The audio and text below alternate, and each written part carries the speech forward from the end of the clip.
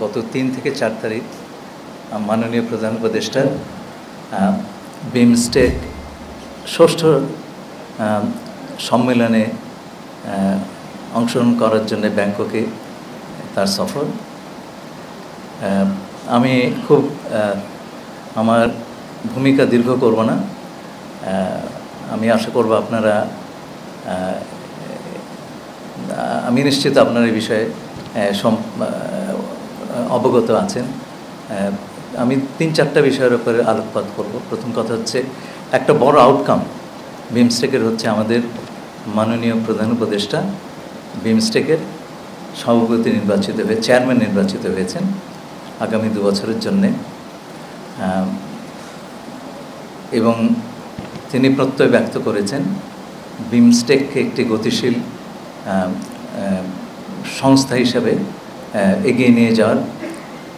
বিমস্টেক সদস্যদের নাম দেখলে আপনারা বুঝতে পারবেন যে এখানে দক্ষিণ এশিয়ার সদস্য রাষ্ট্র যেমন আছেন তেমনি দক্ষিণ পূর্ব এশিয়ার থাইল্যান্ডও আছে। সুতরাং এটা এই দুটো অঞ্চলের একটা যোগসূত্র এবং দু অঞ্চলের যে ইকোনমিক ডাইনামিজম সেটা অর্জন করার একটা ইনস্ট্রুমেন্ট বিমস্টেক হতে পারে, সেই পটেনশিয়াল তার আছে।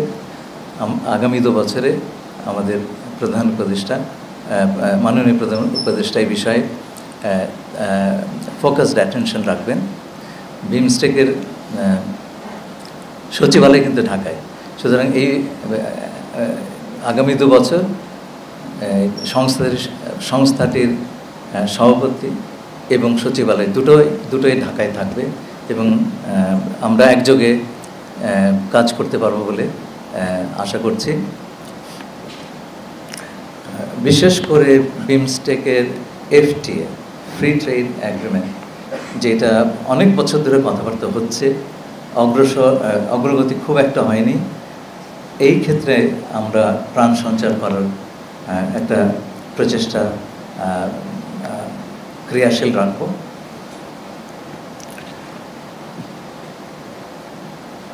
এই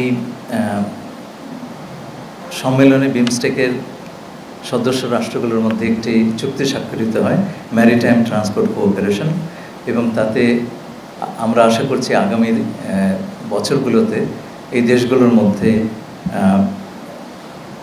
সমুদ্রপথে পণ্য পরিবহন, বন্দর ব্যবস্থাপনা এবং আঞ্চলিক সহযোগিতা আরও বেশি, সংযোগ আরও দৃঢ়তর হবে, কানেক্টিভিটি অনেক বেশি ইমপ্রুভড হবে এবং সকল এতে শুধু সমুদ্র কূলবর্তী নয়, সকল দেশগুলি উপকৃত হবে।